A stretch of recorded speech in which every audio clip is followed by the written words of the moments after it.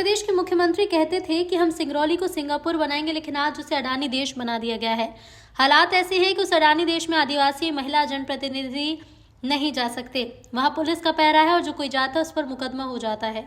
एक तरफ पीएम मोदी कहते हैं कि एक पेड़ मां के नाम, दूसरी तरफ सिंगरौली में लाखों पेड़ काटे जा रहे हैं।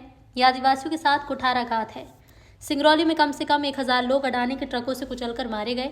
उस पूरे क्षेत्र में करीब 40 पुलिस चौकियां हैं ताकि मामलों को दबाया जा सके। आज मुख्यमंत्री समेत मध्य प्रदेश का पूरा तंत्र अडानी के कदमों में लेटा है।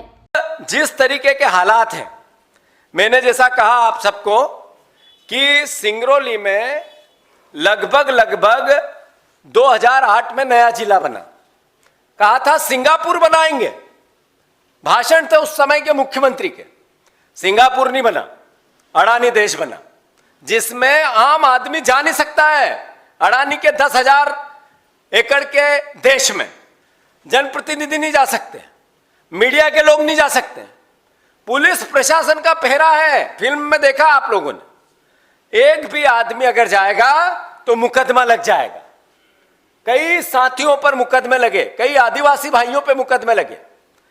जिस तरीके से देश नहीं बिकने दूंगा वाले प्रधानमंत्री ने अडानी जी को मध्य प्रदेश बेचा है, उसकी कहार यहां हमें लेके आई है दिल्ली, इस देश की मीडिया के सामने।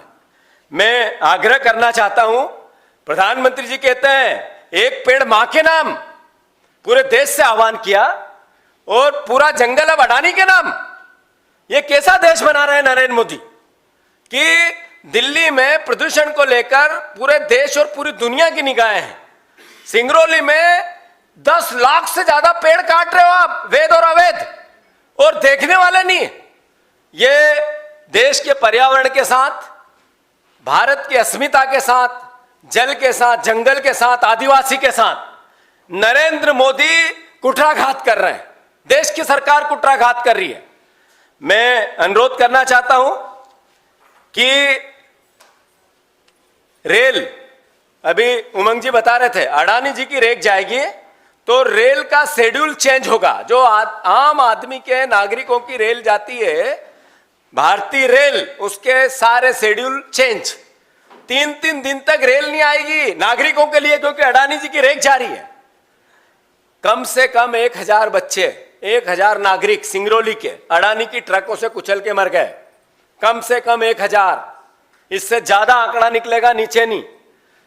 रोज एक न एक मौत होती है, रोज एक न एक मौत होती है। अकल्पनीय है। कलेक्टर की एक तनख्वाह देता है शासन, दूसरी तनख्वाह देता है अडानी।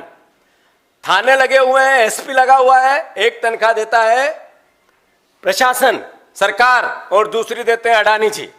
पुलिस वालों का खाना, चौकियां बनी है 40 चौकियां, इस 10,000 एकड़ के क्षेत्र में 40 चौकियां बनी है, जैसे बॉर्डर पे लगी रहती है।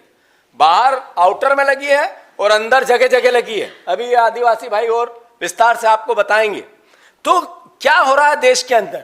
अगर सब परमिशन सही है, सब आदिवासी सहमत है, नियम से आपने सब किया, तो फिर पुलिस की चौकियां क्यों? और फिर हमारे आम नागरिक, भारत के नागरिक का उस क्षेत्र में जाने से प्रतिबंध क्यों? फिर जनप्रतिनिधियों को जाने से रोक क्यों? और फिर उस पर सरकार संज्ञान क्यों नहीं ले रही है?